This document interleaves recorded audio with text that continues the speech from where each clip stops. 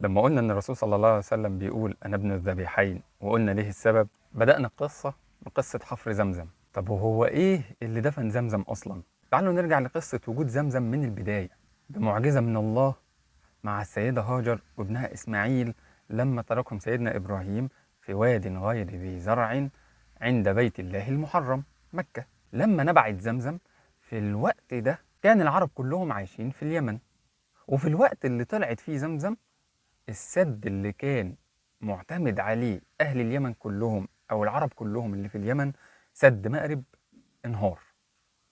فقرروا العرب إن هم يسيبوا اليمن ويروحوا يشوفوا حتت تانية يسكنوا فيها. فمن ضمن القبائل قبيلة اسمها جرهم، وهي بتتنقل بتشوف مكان تاني تقعد تعيش فيه. عدت في التوقيت اللي نبعت فيه زمزم جنب مكة، فلقوا الطيور بتحوم على المنطقة اللي كانت قاعدة فيها السيدة هاجر، وهم عارفين إن طالما في طيور يبقى في مية، وهم كانوا خبرة في تضاريس المكان. فاستغربوا، قالوا الطيور دي بتحوم ليه؟ ما عهدنا أن هنا ماء، مفيش مية هنا. فراحوا لقوا السيدة هاجر قاعدة ومعاها ابنها الرضيع إسماعيل ومعاها أو عندها المية، وكانوا أصحاب خلق، فما قالوش دي امرأة ضعيفة وإحنا هناخد المية ديت وإن كان عاجبك. لا، راحوا واستأذنوها، هل تأذنين لنا إن إحنا نسكن معاكي ونعطيكوا أجرة على المية دي؟ فوافقت. فاستقرت جرهم في مكة، ونشأ سيدنا إسماعيل معاهم.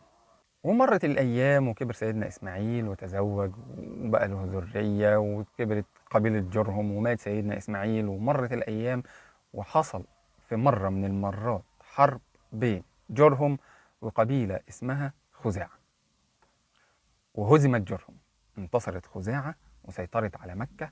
فجرهم لما حست بالهزيمة قررت تصعب على خزاعة إدارة مكة.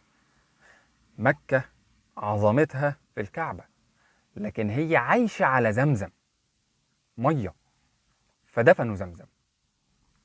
دي كانت قصة دفن زمزم.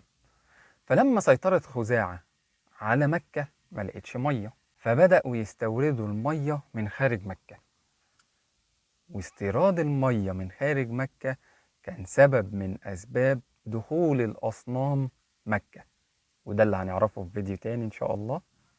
تابعوني.